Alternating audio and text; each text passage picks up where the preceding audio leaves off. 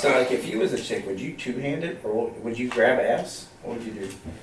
I think it would have to matter a lot on the size of the cock. But, I mean, if it's big, I might need two hands. If it's small, but I would like to think that I would be a gentleman.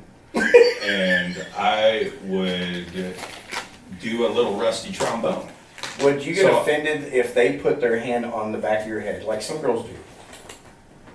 I don't know if putting their hand on the back of my head would offend me more than having their cock in my mouth.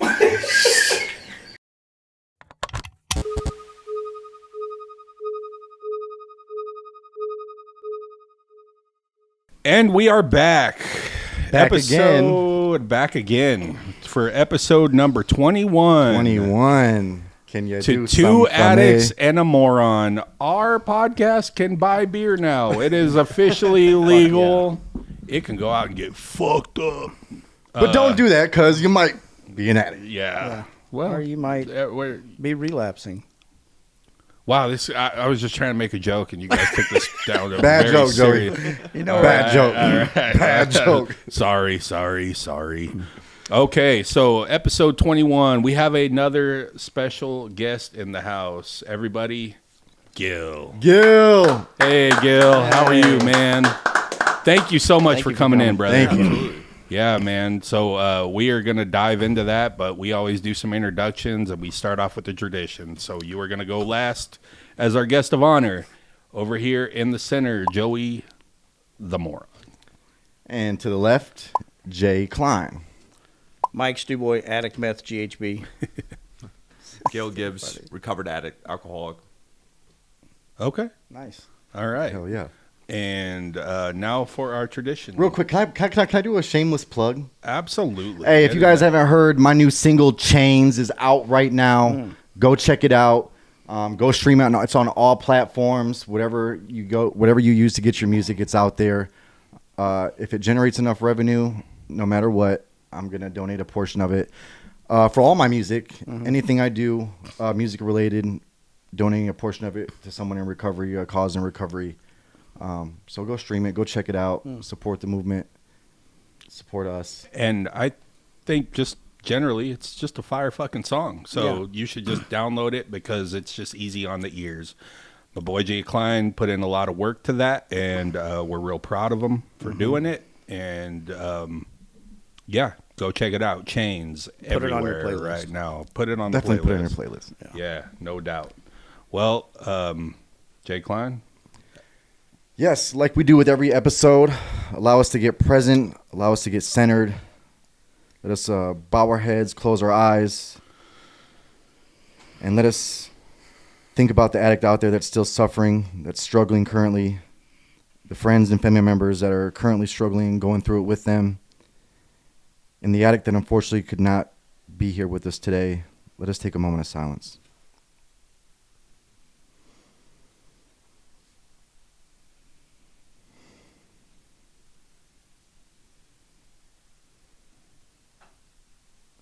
Thank you. All right.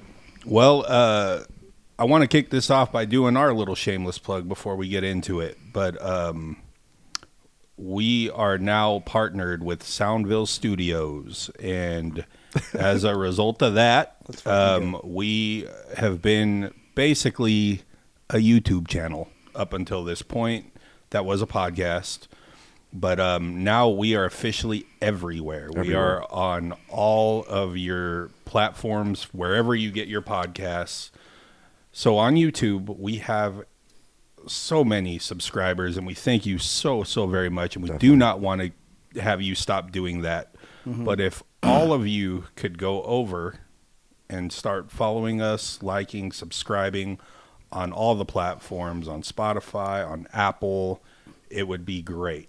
We would much appreciate it, and you'll be going a long way and helping us help a lot of people. So now that that's over with, And now they can take us on the road with them. We can now go in your shower, yeah, Yes. in your car, yeah. Look, maybe while you're doing some other things. Yeah, Fuck well, Hey, yeah, keep look. us playing. Look, I don't know that the topics we're bringing up right now are Oh, going to be man, we're very not starting good off on a for good the note, are we? bedroom. They're not. I don't know that I want to hear me while I'm doing anything. Dude, you got a nice voice. It's very erotic. Yeah. Yeah. I think I'm going to listen to you tonight. Hey, well, you know, Going up to on a each, Tuesday. to each their own, Mike. To each their own. But All yeah, right. you can take us anywhere. By the pool, you know. Although my preferred method, I like to watch us because I like seeing us. You know, That's the most vain thing I've ever heard in my fucking life. I want to watch me. You know what we need more of? Me. I need some more of that shit in my life. But I do have a dream of having a velvet painting of me in a hallway. But like in huge. that movie White Chicks. Yeah, like but fucking big, like just big and velvet. Big chisel, Yeah. chisel Joey. Yeah, Get rid of chiseled me. Or just wearing the two addicts and a moron shirt.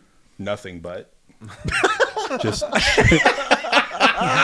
Is that the rooster just G string? Nope, just straight shirt cocking. You know, just straight shirt cocking it. Oh man. I've got a painter. Yeah.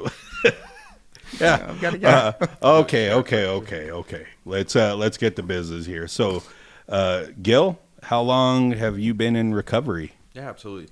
10 years, actually. Whoa. Coming up on a 10 and a half now. Hell yeah, man! Congratulations, brother. That's big. That's awesome. That's big time. And what was your DOC? Shoot. In all reality, it was everything, right? It was anything that would change my state of mind. My goal was always like to find a formula for like getting fucked up. Okay. And so like find that like perfect high. And what I discovered was Molly, heroin, and Adderall was like a very great mix. Jesus. And so I did that for far too long. Yeah, man. That's a wild mix. That's a everywhere thing. Oh, absolutely. And Yeah. then come down Xanax, and that was like kind of like me playing with the come down is like how I got sober, is because Wow. entering Xanax into that mix of things made things super deadly. Wow. Well, I mean, let's go ahead and rewind the clock to how you felt like it started. When do you feel like your addiction kicked off? Shoot. I'd have to say it started kicking off like with the actual substances like about 16, right? It was like the first time that I used anything. I remember it like kind of vividly actually, and it would, at each moment when I tried a new substance, there was almost like with most of the substances, there was almost like that aha moment, or like things like kind of lock into place for the first time. Mm-hmm. And I remember like me and my buddy ended up actually having a party, and it was like the most like half-cocked shit that you can imagine. Like this was like me and him, and I stole the wrong piece of liquor out of my dad's cabinet, and we're like, how are we gonna make this happen? And somehow we ended up getting everybody from another party over to our party, and it ended up being like the entire school at that one party. And I just remember having the time of my life for the first time, and I was hammered like by the end of the night. And there was something that it did for me that I noticed was different than anybody else, because I was up till like 5 a.m. still trying to like go ham. Everyone's like passed out on the floor or like whatever have you. And I'm at that age like still going. But fortunately it didn't like really kick off until like after high school, like when things were getting like real serious. Yeah, or when you don't have the distraction of school anymore, right? Like when kind of adulthood kicks in. Is that kind of fair to say? It was at college though. I mean, I had every reason not to be screwing off my future, so to speak. And obviously at the time I didn't feel like that, right? I was going to school for criminal justice and psychology. Like the goal was be a federal agent. And it's very interesting how that ended up, right? I was also campus safety in college. Got fired from that for drinking. So it's kind of interesting how it played out, because that was the goal. That's fucking What is wild, campus dude. safety? Campus safety. So you know the guys that roll around like with like A golf cart? flashlights and Yeah. like The ones that keep people from getting fucked up? and yeah, all the that shit? security guard. Like in the movie How High? Yeah, like in the movie How High. Yeah, Yeah. I was that dude. Except then I turned into like drug runner. Like because all campus safety knew me and it was a dry campus, so no one would give me a hard time. So I just took that as a free pass to like run drugs through the campus because I was broke as a college kid, so that's how I afforded my habit. Yeah. Probably scored some chicks that way too. A few. Yeah. Wasn't all bad. Yeah. And so how did that progress from there? Well, shoot.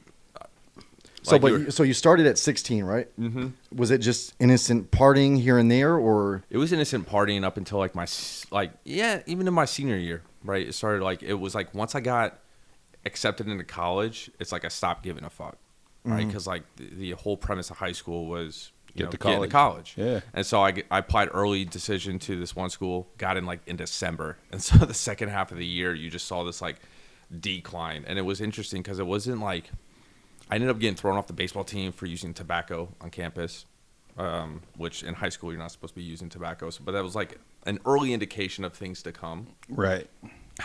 And it seemed like very harmless and very silly.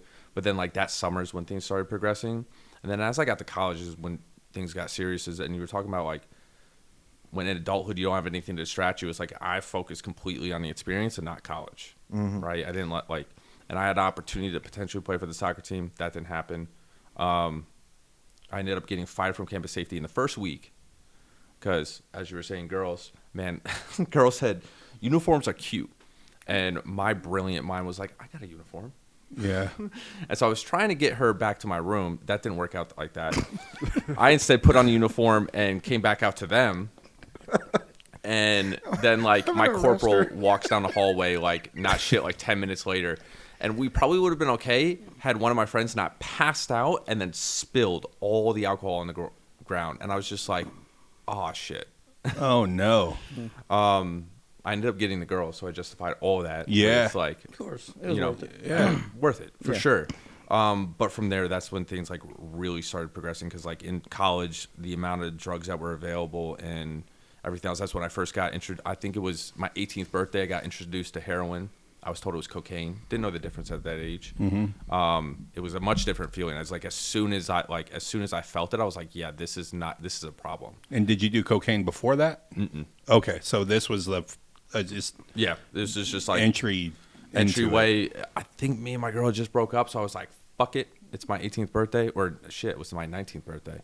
And then the very next day, did acid for the first time. And then the following week did Molly for the first time. And that was like my introduction into this whole new world. And like, it was really when like I did the heroin, I was like, this is a problem. I can never do this again. Like mentally I was aware enough, like this feels way too good. I can get lost in this. And so I put it to the side for a while. But then I found Molly, and Molly's not like physically addicting. So I thought I found like the loophole, right? It's the same thing as like weed. Like I was conscientious of this. And a little bit, like add to my backstory, like I was adopted, and growing up I was told that I had like addictive genes, right? Okay. So there was like this idea that we knew what this was like, but there was no actual knowing what this was like until it started to like transpire. So I had like some idea, so I was like, okay, Molly, great, it's not physically addicting, I'm good. Like never really suffered withdrawals from it, but Not something you want to do every day. no, but I was doing it like Wednesday, Thursday, Fridays. There was a point the second half, that second semester, where I was doing it damn near every day. The first semester I got a 0 GPA, Whoa. and that was an absolute shit show. And I like came home, and like I got honest, and I told like one of those like 95% truths to like get out of like really like suffering any real consequences, but I was actually telling the truth, and I didn't realize it at the time. I like told my parents, I didn't believe this, but that I had a problem drinking, and that's why I failed. It's like I just couldn't stop and everything else, and I thought I was bullshitting them at the time. Yeah. And then the day before I'm supposed to go back to campus, I get hammered with my buddy Jose and end up like throwing up on myself in my ex-girlfriend's car. And like all I remember from that night is like being in the shower with all my clothes on and my dad shouting at me. And literally the very next day I'm supposed to go back for my second semester. They should not have let me back. I don't know why they did, but I woke up the next day completely refreshed. Yeah. and they're like, why should we take you back to college? I was like, what are you talking about? You didn't remember anything? No, I remember. Okay. I just was like, oh, it was nothing. And, Yeah. and I don't, to this day, I don't know why they took me back, but they did. Yeah, I'm fine. It's fine. Yeah, It's like, let's it's go back. just one thing. Like, it's not going to be a big deal, right? They're like, are you sure? I was like, yeah, I'll be fine. I just won't drink. Yeah, I got it all out of my system. Yeah. Man, my buddy, my best friend, he did heroin, and he would never let me do it. I wanted to do it with him one time, and he was like, no, I can't let you do it. And I said, why? He had done GHB with me, and he said, you know that feeling that GHB gives you? And I was like, yeah. He said, that's what it does through your whole body for hours. Mm-hmm. And I was like, oh, yeah, I don't want to fuck with that then. And that was the reason I never did it, because I would have probably enjoyed it and too much, not, you know. Yeah. So luckily he was like, no, don't do it. Yeah. Yeah. When I was introduced to it, like I said on a previous episode, you know, I was told the molecular name of it, you know, because like I said, confuse you. diacectamorphine. Yeah. Absolutely, I'll take that because, Yeah. like I said, heroin is a loaded word. Yeah. Yeah. You don't No, for say sure. the H word. Yeah.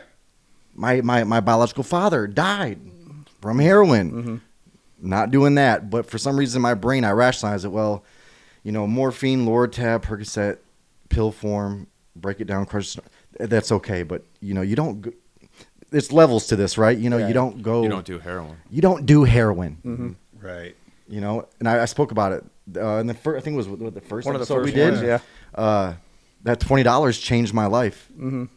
Yeah, that's wild, man. And I mean, it seems that the story is you said it last episode where you were like, you would see people doing coke, and then you were like, ugh. And then you started doing coke, Yeah. and then you're like, well, at least I'm not doing meth. Yeah. And it's just like, I mean, Well, it and just then when seems. you're doing math, it's like, well, at least I'm not shooting up. Yeah, it seems like the justification. Oh, there's always another. There's always just There's going to be always another something. level of justification. Well, at for least it. I'm not like him. you Yeah. know? 'Cause whatever Yeah. you get real bad off with, at least I'm not like that one. And know? what you touched on also the experience, right? I think initially that's really how I started as well. That was the attachment to it. I want to build these memories. I don't want to forget this. I want to remember this. I want, you know, like especially in like college days, like high school parties, like Yeah. you know, me and you were similar in age. You know, we had, you know, that the whole music and the culture at the time was just, you know, partying, memories lasting forever, moment for life. You know, like, you know, I don't want this to end. Yeah. And then, you know, like eventually, like for a lot of people, that party doesn't eventually end up stopping because they graduate and they start families, and I'm still here. Where's everybody at? 30-year-old Where'd y'all freshman. go? And then the bottle and the blunt disappears to a straw, and then a rig, and then Yeah. homeless and rehabs, and oh, they're married with the kid and the dog, and I'm under a bridge. Yeah. But I mean, Yeah. you even had justifications in that, like in you talking about it in previous Yeah, episodes. and of- even still, like I still wanted that experience. Like there was times where like I couldn't listen to certain songs because those songs it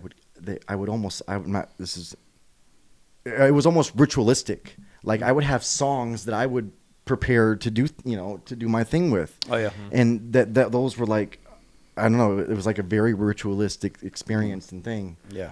But over time, though, eventually, like the moments were no longer something to be, you know, hold on to because the Yeah. moments that I was experiencing were not good moments. right. So it was to escape. It became trying to remember and hold on to now I'm trying to push away and get rid Yeah. of. So, just curious, how old are you? I'm 30. Whoa. Okay, in 10 and a half So you've been years. sober since you were 20? Since I was 20. Really? Wow.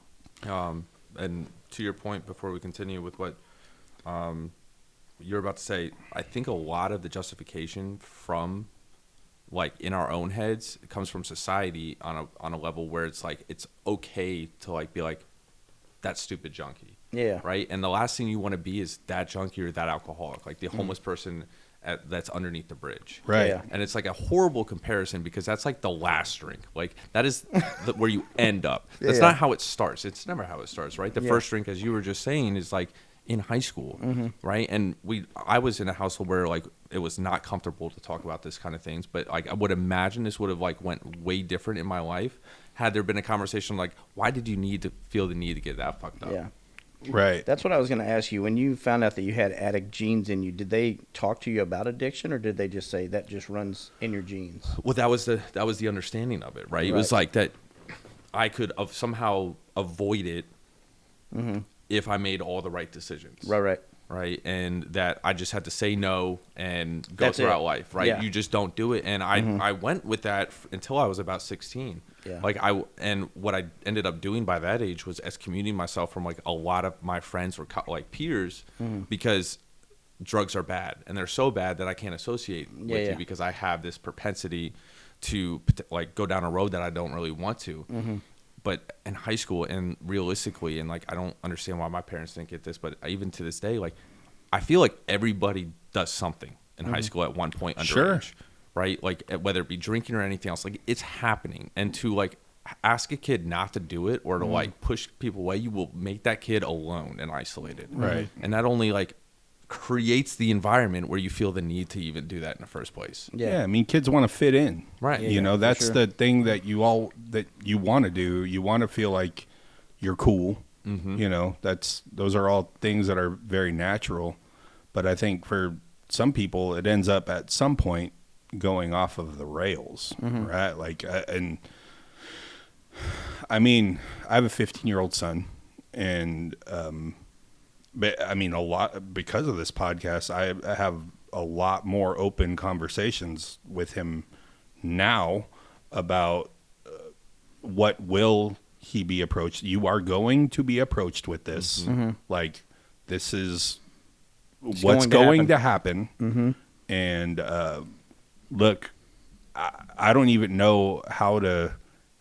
And me and his mom, we try to tell him not to, but I know that my parents were doing the same shit to me, Right? And I was still going to do it. You know, it's like there is a certain amount of this where you do have to go out there and trust and figure it out on your own, right? But at the end of the day, it's like, man, you have to be honest and open and let them know that you know what's going to go down, right? And maybe we're a little older than you two. I mean, you guys are in your 30s, but it was very taboo, I think, for our parents to talk to us about drugs and alcohol. Like, they would just be like, "Hey, watch that commercial with the fucking egg frying on the pan," right? That's what happens to your brain. I mean, for whenever I was growing up, it was weed and alcohol, really. Yeah. Like, you didn't hear about coke or heroin. You surely didn't hear about heroin. Started hearing about crack a little bit through the music. Like, when you start, I mean, I started listening to NWA and fucking Ice-T and shit like that. And I mean, they were like teaching you how to make it in songs. Like, it was wild. But those are the two that I really was always told about. And the way my mom always said it was, if you drink, just don't drive, or call me and I'll come get you. Yeah, but again, it's like the last person you want to call when you're all fucked up is your parents. Yeah. You're like, I'm going to get in trouble. Like, I don't want to get in trouble. So there's like there is a fine line that you need to ride as a parent, where it's like, you know, hey, I know you're going to do it, but I don't want to tell you that I know that you're going to do it. And you need to know your options, but it's a wild world out there, and now there's so many things you got to mention to them. Yeah, there's a lot. Oh yeah, because you find out anything on the internet, you know. Yeah. And that's I can't imagine trying to raise a kid in this day and age. Like, I think I got the blessing of like being like, by the time the internet was like not taboo anymore, I was an adult, so it was a little bit different, right? Like, it was still like the Wild West in a lot of different ways, but that type of information wasn't available, like the type you might be concerned with. And in all truth, like, I think the biggest thing, and it sounds like you've done it, is like creating that safe place for conversation, right? And it's not even around that. It's like, if they can like talk about anything else, that will naturally feel safe to be talked about, you know? And if that, like, that is like very different than the way I was raised too, right? It was like, you just don't, like, the reason why I was told not to drink, I remember in my graduation, I got in trouble. All my cousins, I had a cousin same age as me, everybody there's drinking, and all the parents are okay because it's a family event. I'm not allowed to because it's illegal. Right. Right. Like, and it's like, okay, like, and it like, that was like the kind of childhood that I had. And so that would never happen. So I definitely understand, like, coming, like, I definitely had a father that was like way more old timey in terms of like what he tried to instill in me, and grateful for it now. But as a kid, I was shoot. Yeah. So that Because if you sucks. tell a kid, no, not allowed, without any like evidence or like real substantial reason, most kids, at least in my experience, are going to do the exact opposite. Yeah. Like there's just almost natural instinct to rebel, because like, and then you do it once or twice, and you see that this what you said is going to happen has not happened. So then that becomes the basis for, well, that didn't happen that time or the second time, so Or- why would it happen yeah. again? Or if it made you feel better than what you felt. Right. You know, especially with kids these days, you got depression, you got fucking anxiety, you Well, I got don't- all these things. I feel that that's always been there. Yeah, it throughout always has. all generations. It's just more. It's out there now where they actually push it out there. and they have Like my daughter's things to lean 8, on. and she was told she has anxiety. I'm like, Kaylin, everybody has anxiety. Yeah. Dad has anxiety. We all fucking have anxiety. I Right. promise you. It's nothing that, you know, you just have to you have to, I think in this day and age, you have to be educated about what your kids are going to go through. Your kids need to be educated about what they're going to come up with. And you know, my daughter, she understands what every drug is. Yeah. And maybe I've told her too much, but I know, and these guys can attest to it, we're in rooms where people started when they were 9 and 10 years old. Yeah, that's pretty wild shit. And with Like, my experience, the worst thing that can happen to me is find out that I didn't tell my daughter something in time, and then find out that she's already done something or did this or did. And with my experience, like, shit, I could have warned her. I could have let her Right. know. So she knows, like, someone's going to come up to you and ask you to take this pill. And someone's going to come up to you and she knows what cocaine looks like, what all that shit looks like. Yeah. She knows what they all do to you. What does it do to you? Makes you see shadow people, Dad. Yeah. That's what it does. And they're fucking real. Yeah. So, but yeah, they're fucking real.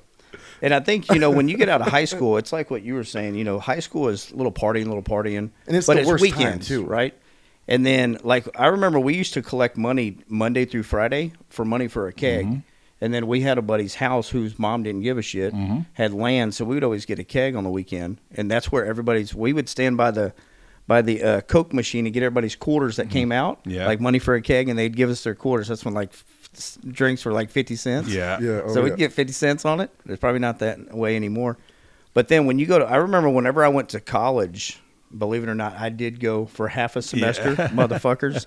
And I remember I went there just to satisfy my mom. Yeah. I wasn't going for me. I had no intentions on going to school. I was going to either party, which I was just drinking at the time, or for chicks. Yeah. I had no intentions on going to class. Yeah. You know? Yeah, back where I'm from, we didn't have. Well, I mean, we had quarters for sure, but that's not how we used. Yeah. See, where I'm from, we have a thing called a bottle deposit. So when your parents, you know, you drink soda in Michigan, you get 10 cents to return that can or that bottle Yeah. or that glass. So, you know, parents, you got 2 black bags, Yeah. $60 worth of cans, baby. Yeah. Let's go. Yeah. But back to where you were Yeah. at. So 20 years old is when you got sober. Yeah. You were of college age, not far after. Oh, yeah. So I know you said you gave your parents what appeared to be the bullshit, answer, but had a lot of truth in it. Yeah. At the time, but you thought it was bullshit. And that's all that really matters in the story of addiction and sobriety, right? Is where you're at. So I guess when did you realize that you had an issue? Man, it wasn't like till like a few months in rehab. Like after that first semester, I obviously did not go back to that school, right? Or second semester, I went a full year. Okay. I ended up like getting my grades better, but not good enough to like Stay.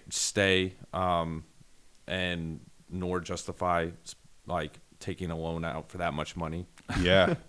So I went to junior college after that. Was on a soccer team, and eventually made the basketball team too. And things were like going well to a point, right? I was still partying, but it was like shit was managed, right? I didn't have access anymore to like the harder drugs. Like I didn't have my access to Molly, which I was like desperately trying to figure out the entire summer. It was very hard to find like somebody good. Yeah. And so things like naturally seemed to like curb. And then all of a sudden I got kicked out of my house one day. It's a difficult story, but it was like tenuous relationship with my sister. She has her own issues that she struggles with and everything else. And I just happened to like catch collateral damage in that moment. Right. So I wasn't allowed home. And that's like when things like kind of like ended up like started, like it was like a ramp. It was like a launch pad for like worse shit. And as soon as I got kicked out, it was like all bets were off. Like all of a sudden, like school didn't matter. So I ended up dropping out of school, but still being able to like practice with the soccer team. So it was cool. They didn't know. They didn't know. Same thing with the basketball team. They didn't know. I just ended up like withdrawing at the end of the year. And then I found like in trying to make money and in trying to like figure out my own shit, I ended up finding this source where like a friend of mine could order bud online and get it delivered for like ridiculously cheap compared to like what it was going for around Jersey. So I was like essentially using all I had to my name, which was my car, to transport, pick up, whatever have you, and then like fuel my habit. And in doing all that, I ended up meeting this lady that was like a walking pharmacy. And this is when I put a pin in heroin is when I ended up finding it again. But it was in the form of Roxy's. Okay. Right? Because like you said, you break it down, it's the same shit. It's just pharmaceutical heroin. Yeah. And that's when she wouldn't have enough cash, so she would just give me these pills at $10 a pop, which is one hell of a fucking steal. And my buddy at the time knew how bad they were and was trying to buy them off me and just couldn't. I was getting so many. So then I ended up like starting to do them, and that's when shit gets like really fuzzy in my recollection of it all, because like I think it was only a few months. It was like, I'm pretty sure it was like 6 months that it was all going down. I ended up moving in with this girl. I don't know why she let me do that. I have no clue how the mom was okay with it either. They were a godsend though, because I would have been living out. I was living out of my car there for a little bit. They didn't know that, and then I remember one time like she would always like. So I don't know if you've ever had the misfortune of having to fake an orgasm with a girl. Yeah, no, for sure, I have. On heroin. Because I'd have this girl that would know, because on heroin, like, you can't really climax. You cannot climax. So I would have to, like, in order so you wouldn't know I'm on heroin, it was great. Yeah. Yeah, and so I did it one time successfully. Yeah. Right? And then, like, and this is how she would know I was fucked up. And I didn't realize what she was doing. And then the second time, she was like I tried to do it, and that was an absolute fiasco. Oh, my God. Absolute fucking fiasco the second time. I ran to the fucking bathroom and I'm like, oh, fuck. And she's like, you're fucked up, aren't you? I'm like, no. And, like, mind you, that same day, I was shoveling snow in, like, 20-degree weather in a tank top, sweating bullets. That's because crazy. I'm so fucked up. And what I didn't realize was happening at that time either was, like I didn't know what withdrawal was. I was still, like, really fresh to all of this. Mm-hmm. I didn't know what withdrawal was, but I would wake up feeling like shit in the day. I'm like, I'm just not feeling that good. And what, like, it ended up just, like, coinciding that I only ever really experienced that for a day, because then, like, the next day I'd end up finding, like, I'd end up making my runs and feel so much better. And, like, off to the races again. And it got to a point where it was just, like, I was, like, we got in one fight. It was, like, I went to therapy because at this point, we're a psychologist, because at this point, like, I had finally got introduced to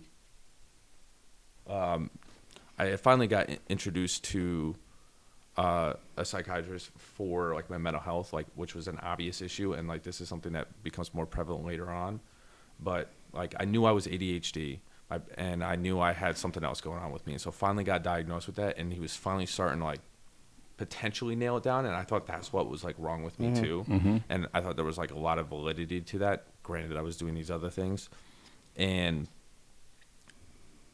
I show up one session, barred out of my mind. I don't even remember the session, right? It was like I don't even remember, I can't even tell you how much Xanax I took. It was just like one morning, woke up, like that's what was available, so I did it. Right, that's why I said it was like pretty much anything. Like I was raiding medicine cabinets, like you name it, I was doing it.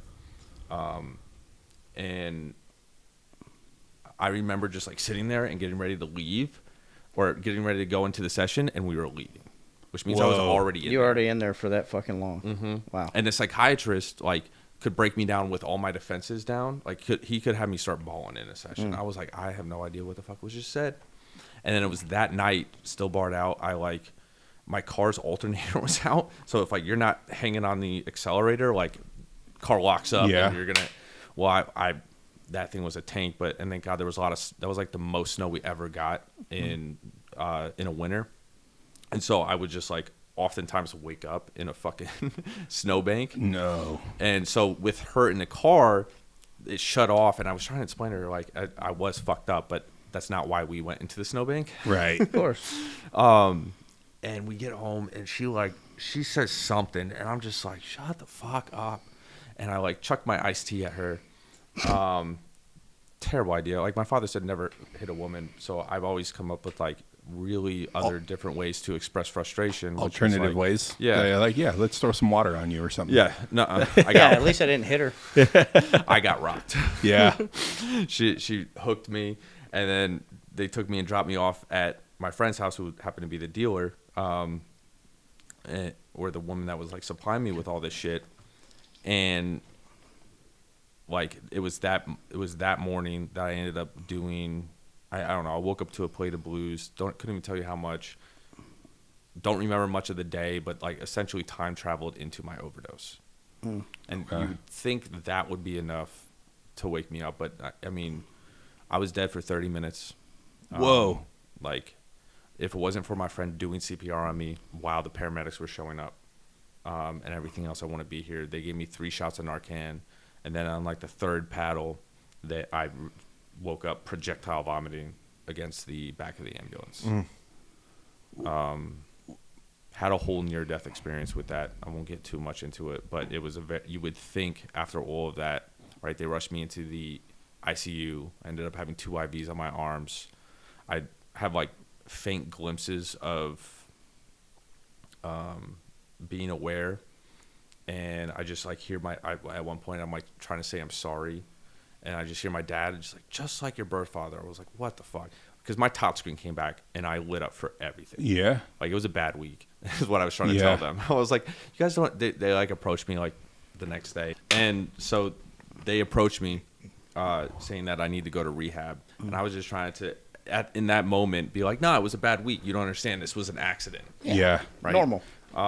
Like it won't ever happen again. Yeah, I of know course. now not to mix benzos and opiates. Don't worry. It's never going to happen again. Yeah. And he was like, my father came up to me. He's like, if you don't go to rehab, I'm disowning you. And he's not the type to fuck around. Yeah. And he was dead serious in that moment. And me being me told him to fuck right off. And I had some moments to reflect, but then all of a sudden my girlfriend comes in and my friends come in, and literally the first words out of my mouth when they come in are, who wants to smoke a Gil's Not Dead blunt? Whoa. And I didn't see anything wrong with that. My girlfriend hit me again and was like, shut the fuck up. I was like, what? I'm kidding. And then I look at my friend, I'm like, I'm not kidding at all. Yeah. Get me the fuck out of here. Let's go fucking relax. This was just like, it's not that big of a deal. Let's continue. I completely missed. Was this the friend who was doing CPR on you? Yeah. Oh, man. So, yeah, this isn't that big of a deal. That dude's probably having a fucking panic attack. Like, Absolutely. I mean, the amount of responsibility that he probably felt to keep you alive in whatever that time frame was is... I can't imagine nowadays actually what that'd be like, being on the other, Right, been on the other side. I'm trying to think about it from the other side. Right? I've done it. And fuck, man. Yeah. It's hard. And so I eventually come to my senses, and I call my father, and I was like, okay, I'll go to rehab. And even in the first 2 weeks of rehab, I still wasn't convinced I needed to be there. Right. And that's when the justification comes around. It's I'm not as bad as them. I don't need to be here. Yeah. Right. And Like, I don't have any withdrawal because they give me 2 shots of Narcan. So clearly I'm fine. Yeah. Clearly I'm fine. And then, like, eventually I talked myself into a corner and talked in, like, I had a counselor from God that, like, most patient woman ever. I was in her office every day for a few hours, like, trying to convince her that I don't belong there. And in doing so, I only convinced myself that I definitely needed to be there. Yeah. Yeah. You know, and she, like, some of the most obvious things later on, I was like, yeah, normal people don't overdose. Yeah. Right? Like, Yeah. and I was like, it hit me like a brick. I was like, oh, Yeah. shit. And I didn't have any, for everything I had a rebuttal, but that was like the first time I didn't, and she stumped me. I'm like, fuck. And I didn't want to admit it because there were so many negative things attached to like what that meant to me, and especially the way I was brought up. Right. But I ended up staying. I ended up following their recommendation, which was going up to New Hampshire for 3.5 months. And this is where my mental health like starts like revealing itself, but no one knows. And I ended up getting kicked out of there for like a bit. I was a young kid. Ended up spending some time on the streets, stayed sober, came back, too big of an ego at that point for them to really help me, and I was pissed. And so they sent me down here to Texas to a 3-month program. So when it was all said and done, it was 7.5 months of treatment. And then, you know, this was still like a one-shot deal for me. And they're like, you need to follow every recommendation. The recommendation was 6 months of sober living. So it was like, figure it the fuck out. Right. And fortunately, I had like, as long as I continued to do the right thing, I'd have my parents' support. But it was like, okay, now I'm in fucking Austin, Texas. What do I do? Right. I remember getting lost on the first time I went to HEB because I walked in and I walked out and I didn't have a single bearing. I also didn't know numbers were on the bus until I took one and it went the exact opposite direction of where I was supposed to go. Yeah. Right. It was very interesting. Fortunately, Austin was like a lot calmer than it is nowadays. I can only imagine trying to like pull that off today if I had to, but I'm supposed that's kind of how life works. I think you would have figured. I mean, you Probably. figure it out. You adapt. You adapt to the surroundings that you're in, right? Like so. I mean, I know it's a lot more wild now than it was then, but I would like to think you're a smart guy, and you were getting sober, right? Like, or you were working on it. So, In regards to the mental health, Yeah. like, what did that look like for you? Was it depression? Was it anxiety? So I actually only last year discovered what all it actually was the entire time, right? For the longest time, I thought it was ADHD, depression, anxiety, right? Those three. But I had this inkling for the longest time that there might be something more to it. And it wasn't until last year that I figured out I had autism as well. okay.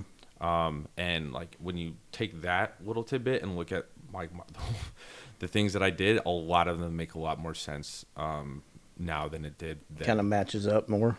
Oh yeah. And just like especially in dealing like what I was dealing with, like in terms of like social anxieties and missing social cues, and like there's a infinite list of like different symptoms of that like definitely played its role. And it's something that most people wouldn't guess, but it's like as if when you're late diagnosed, you're also high masking, so you learn kind of how to adapt to different scenarios.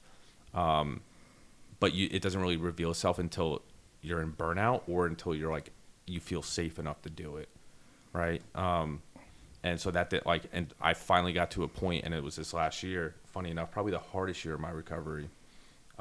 Was this last year? Was this last year. Really? Wow. Like, by and large, right? I've dealt with some, like, really difficult things. Like, that best friend that saved me died of an overdose. Oh, man. Right. Sorry about that, brother. And, shit doesn't discriminate, right? Right.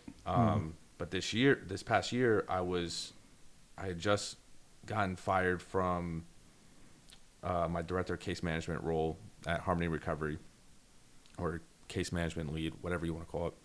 I was doing interventions there, helping with them. I was like in charge of coaches, recovery coaching, and working with families, right?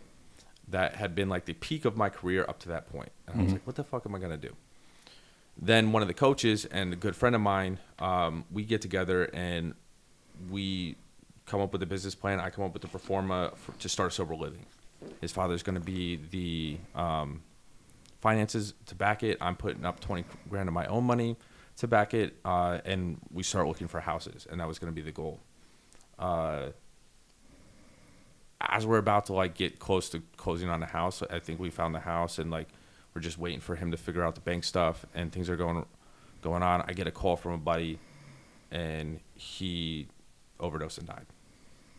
As far as we know, there's no official terms of death, but I lost him as well, right? And that hit me harder than anything had up to that point for so many different reasons, and it highlighted it made me have to like really shift my entire approach to recovery as a whole, right? Because for the longest time, it was this big book approach and very disciplined, and it worked, right? It really, really did. I have like nothing but respect for all of that, and the lessons that I was taught early on, but they were no longer sufficient enough to like address the reality that I was living in, because like what we speculated happened, right, is that he relapsed at some point some time ago. Like in talking with friends and stuff, it seemed like it must have started small, and it started somewhere, right, within those few months. I didn't know, and nor did I speculate it at all.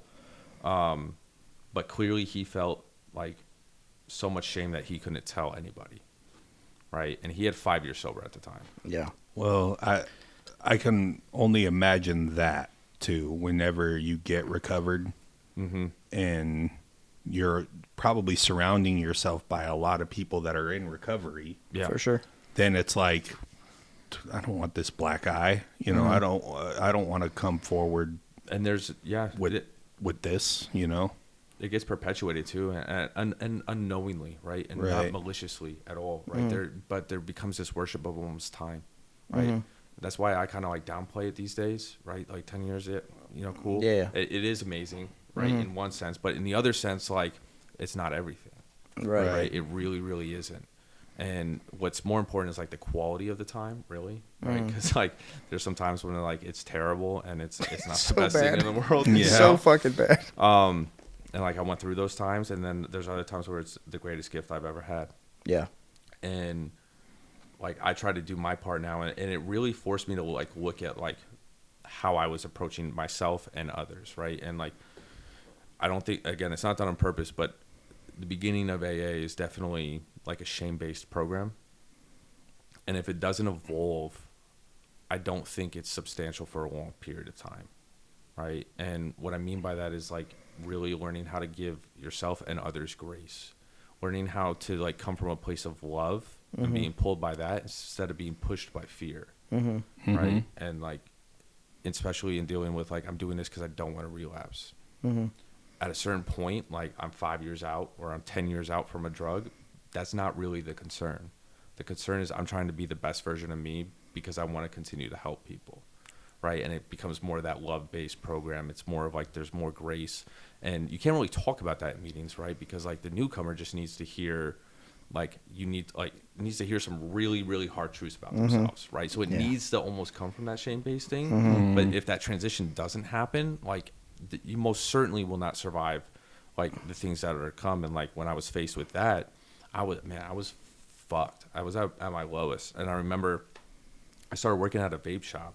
Like after doing all that, I was like, I don't even know how the fuck I'm gonna make rent at this point, right?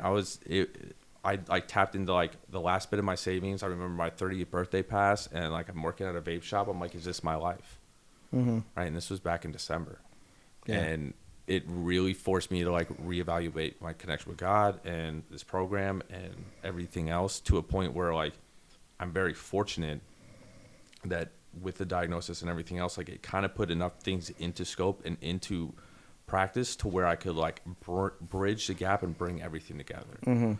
Like I had my professional experience working with people. I had my experience working with families and getting like understanding like the qualms and like their speak and what they deal with. And as you discover, it's honestly very similar usually what the families are suffering with and what the person's suffering with. And then I also had this extensive knowledge of the book and everything else to be like, what is not happening? And for me, it was like therapy, and it was really empowering myself in a different way, right? In a way that seems almost unnatural if you came through the program of AA, right? Because we're taught we're powerless, Right. right? Which is, to a certain sense, very true.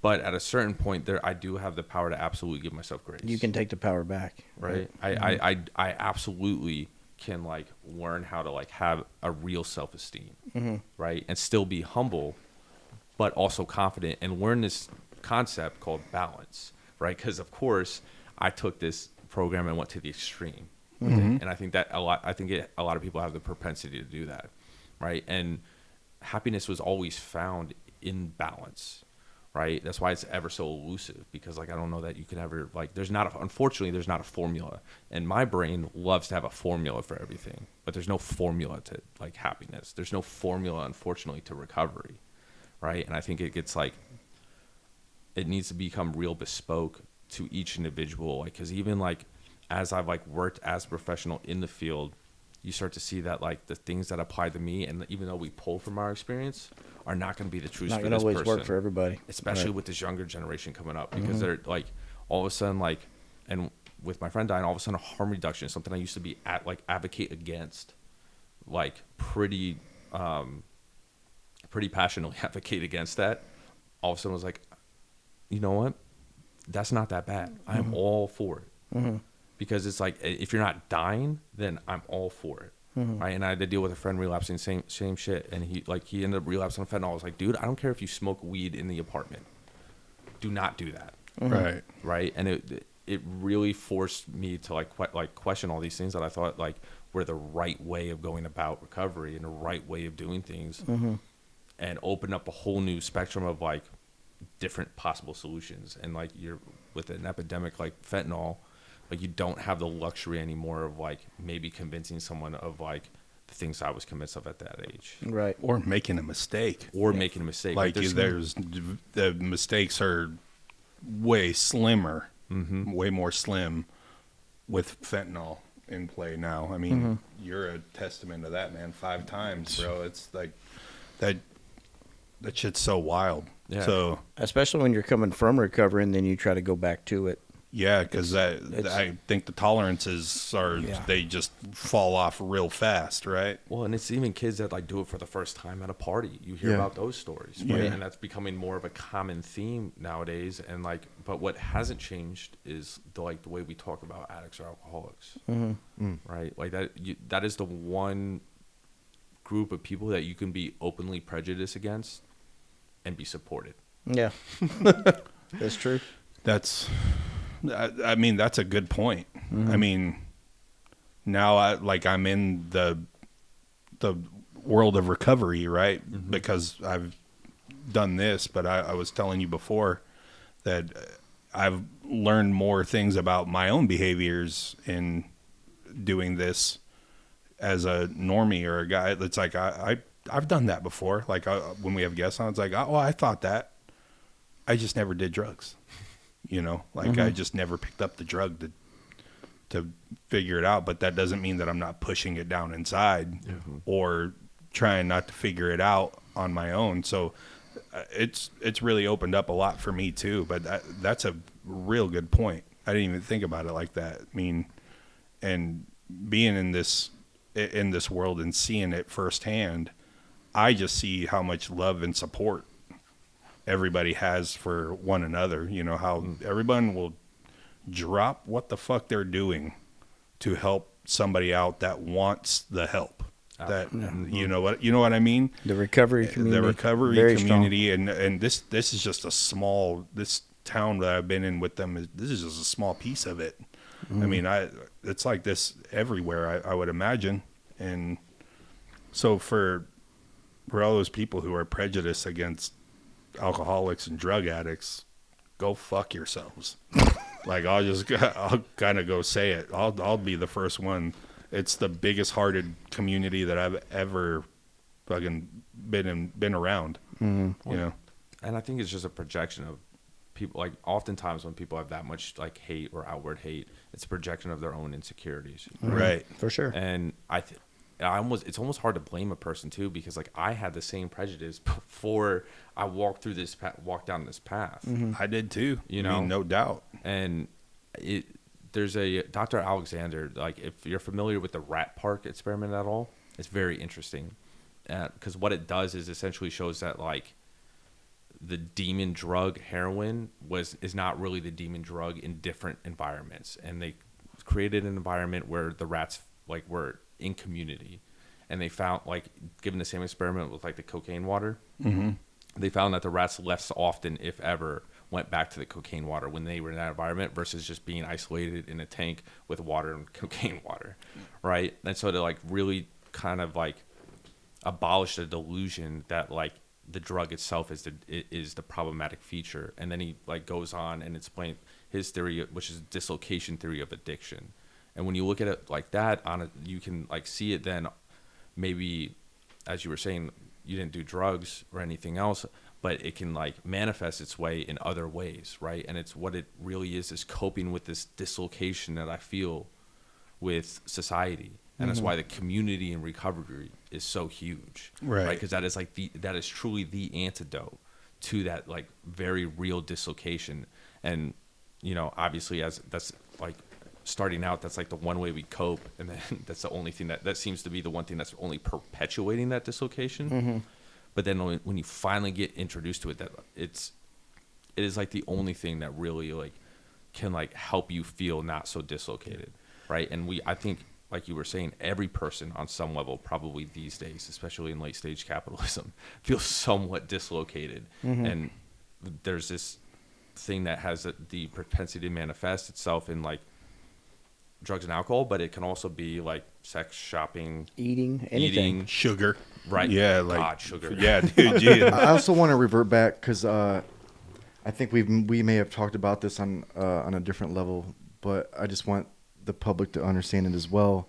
Like, from an outside perspective, like that community, when you get so close and you form a unit and a bond, and then you lose someone to a relapse or an overdose, or maybe friendships become sour for whatever reason, relationships, people just being people doing fuck shit. Have you ever experienced, like, does that ever jade you from, you know, does it make you want to not be so close with certain people? Does it make you withdraw, or does it? It's definitely ebbed and flowed over Yeah. the years, right? Like it has many different times jaded me from just like, or gave me the reason to put up a wall with people, right? Because like, how long are you going to be around, right? As unfortunate as that is to say, right? That like very much so is like the reality of this deal. And some people, it's really hard because you don't want to be so dramatic about it that like take yourself too seriously, which is my fault, and be thinking this is life and death all the time, because that is a very miserable existence. But you also, and again, this is where balance lies, you also don't want to be on the other end of the spectrum, which you see a lot, is just like not giving a shit about anything, making everything fun and a joke, right? Like there's that balance, because I need to relearn that. But then I also need to understand the severity of like what I'm actually dealing with, and like why we're actually at a meeting, right? It's not to look at the cute girl across the room and hit on her. Right. It's I'm here because like I kill myself and I don't want you to kill yourself. Right. You know? And in truth, I think as you get more balanced and as you learn to stay more centered, it's easier to sort of like continue to have those connections. Cause that like ultimately I recognize like that's the one thing that like keeps me centered and grounded in my recovery, right? That's how I experience God, is through other people. It's never going to be on my own in a room silent, as much as I wish that was the case, because I don't want to have to interact with anybody. Yeah. You know, I could be chilling, but like that's the thing. And then so I need to be able to like continue to unjade myself, but it's hard, and it's hard not to become calloused, right? I lost hundreds of people at this point, and I that's why I was shocked. I wasn't too shocked, but I was like, the grief from when my friend died hit me, kind of hit you like it by hadn't surprise in a long time. Yeah, I was Hit like, you in I a hadn't different way. felt like that in a minute. Yeah. Because we get so used to losing people, right? And we get so used to, but when you lose somebody that is like your dog, you know, I've lost one, and I still to this day haven't accepted his death. I tell myself he's a witness protection program because I don't want to deal with it. and I'm gonna have to deal with it one day. But that's how I get through it. And like I still send him messages on Facebook, and I'll check and see if he's opened one up. Like this is like I'm still in denial so much. But yeah, I could see where, especially when you work. I've always, when you work in recovery, like you see people come and go, and you see people relapse, and you see people that don't come back. And I know like the heart that I have, and the heart that most people have in recovery, especially when you work in it. Like when I went to my rehab, the texts that were there saved my life, every single one of them. I cried to at least every one of them at least one time, and most of them multiple times. And I used to ask them, like, how hard is it when you see people go back out? Because you get attached to them. You get close to them. Yeah. And how hard is it when you see them and then you hear, like, hey, did you hear about so-and-so? He's not here anymore. Does that fuck with you working in recovery? It definitely takes a toll. Yeah. Right? Like, there's a certain point I think everyone needs a break.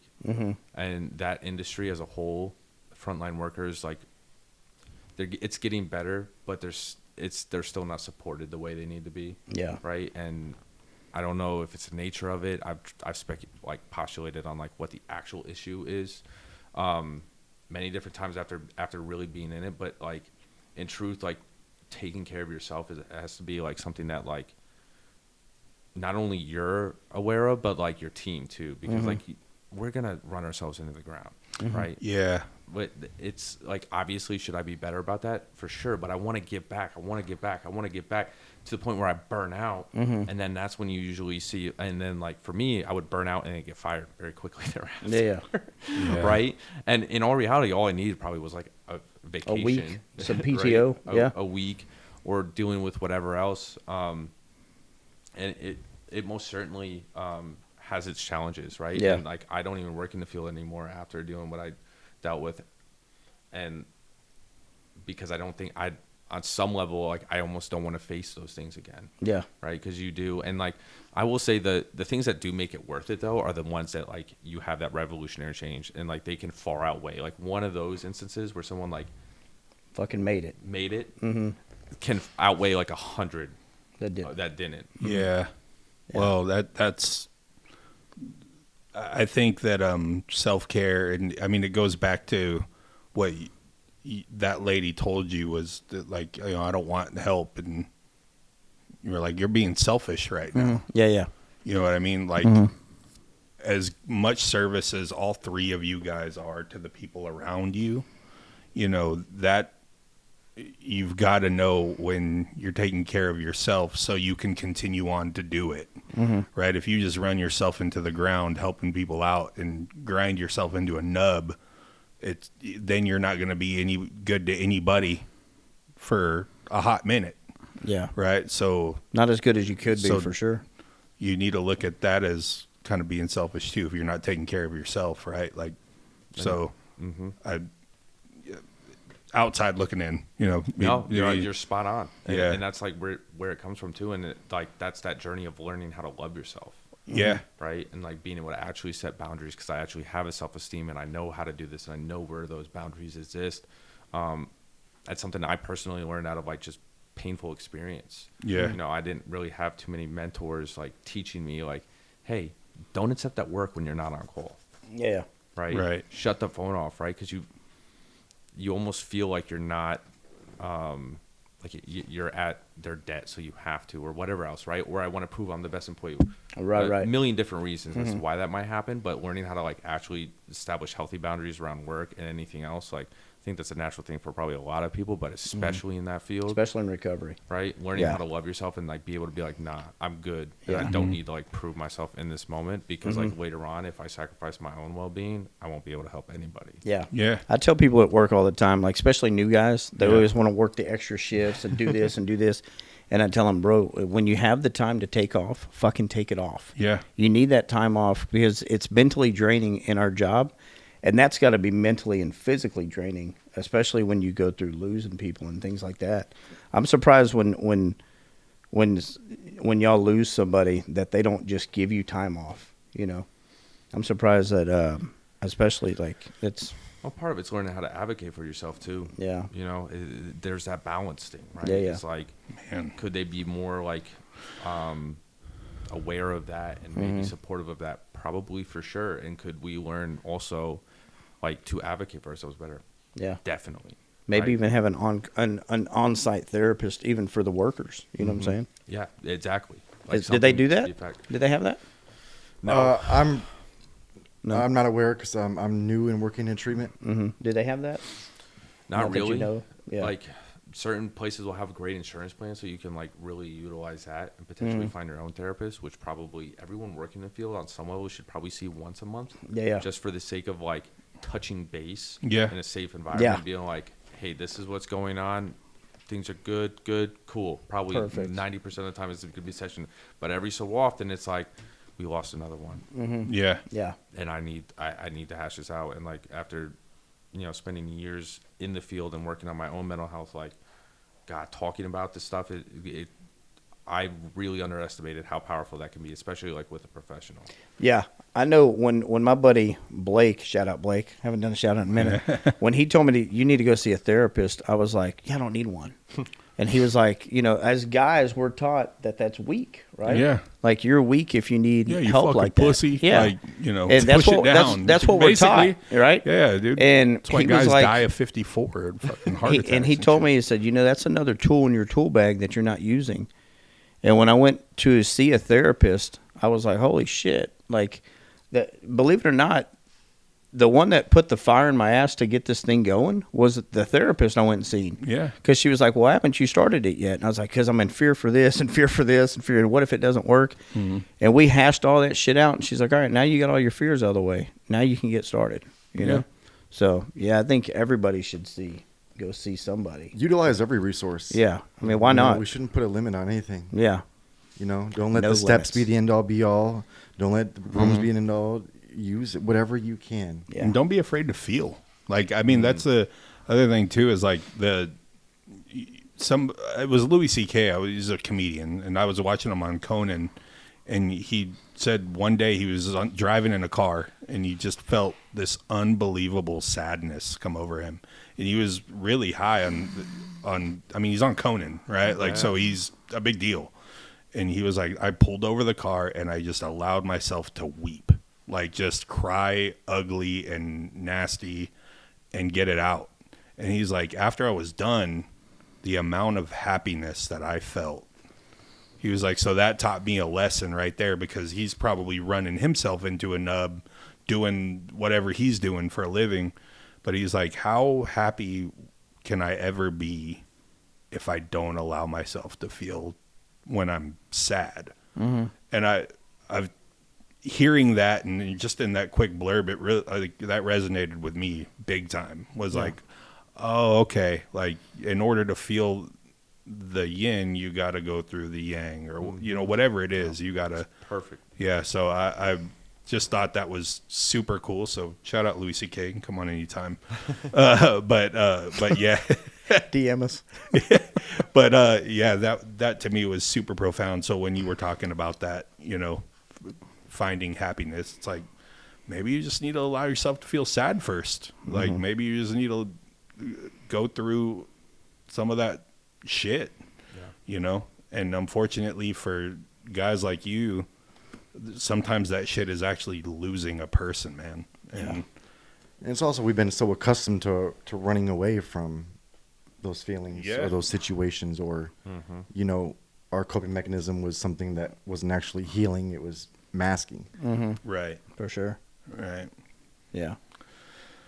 Well, I think we got another one in the books here, guys. This was a good one. This one was really from a much different angle than what we've had. Yeah, this one was a lot different. So, Gil, thanks, man. And so much this needed. was Thank you, this brother. was really, really fun Thank you. and cool, and getting your perspective in 10 years, man. Congratulations, brother. I like what you said about that, where you don't even look at it as 10 years anymore. Because I think sometimes we do get caught up in how many years you got, how many years you got, how many years you got. I just know today I broke a record, and tomorrow I'm gonna fucking break another one. That's Yeah. how I look at my recovery every day. Fucking Right. Well, you know what's funny is like about this podcast. Fucking record breaker, dude. But remember when we were like on here, we got 100 fucking subscribers, and then Yeah. the next week we got 500. It's like, man, I'm not paying attention anymore as much. Like No, we're not. Yeah. for the same. I mean, every now and then. I mean, I'll be honest maybe with you, twice a week. But yeah, I still look. I'm gonna give it a peek, but all right, we don't announce it. but to be honest with you, it's 18,600. just it's taken off and it's Yeah. doing well, and we love that it's doing well, and it's only because of people like you Yes. that are coming on here, and there's only so much of our dumbasses that they're gonna want to hear on a week-to-week basis. So, man, thank you so much for taking some time out and visiting with us and being so honest and sharing your story. We really appreciate it. So doors always open to you. You can come back anytime. You need to sign the wall here in just a minute. He did. Oh, did you? Yeah, I did. Oh, dope. Beautiful signature. There you go. Look at that. Dude, man. mine That's would look like a kid did it. No. Or someone put a marker in This their is how ass you and just fucking. Yeah. Mine would look like I had Parkinson's. Fucking just. No, I'm so happy you came on, Gil. We do have we have a friendship. He's a friend of mine for real. Yeah. Outside of this podcast and outside of the rooms, but more so than just a friend. I'm gonna be real. There's very few people that I just for some reason I'll disclose my whole history and business In to front the of world cameras. on a podcast or in a song, but to really get sometimes what's really going on up in here and in here. There's not many people that I go to, and that's for my own reasons. I probably need to work on that, but you're one of those people, and it's because not only because we have a friendship, but I value you. I respect your insight and your understanding and awareness, and you're appreciated, man. And so thank you for everything you do for not just me, but for the recovery community in Austin. And Thank y'all, dude. This is definitely a privilege. No, Appreciate it. privilege was all ours, man. So, with that being said, the legal age of drinking podcast, 21 in the books. you should have said vape, dude. Well, To vape. vape. Sorry, but He's a normie. He'll get it. Don't let's worry. Any illicit substance. Hey, what's 21 in Spanish? We didn't say that. 21. Come on, man. Fucking, let's go. I'm in there, dude. 21. Bro, your dad's so proud of you. I don't know. He fucking hates it, dude. He said, you sound like a white guy.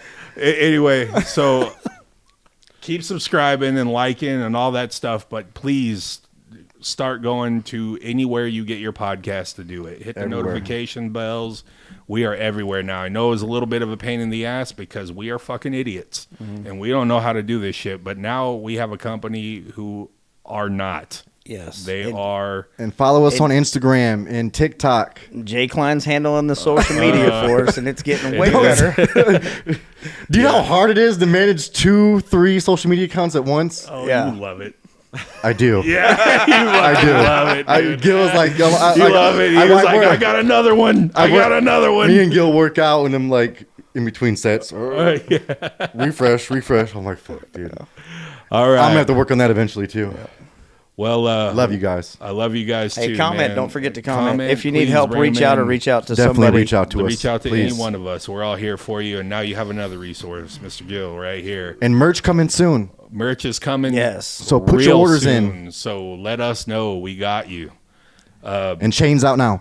And chains The out chains now. out now. Yeah. Let's go. Two Addicts and a Moron, episode 21, over and motherfucking Deuces. out.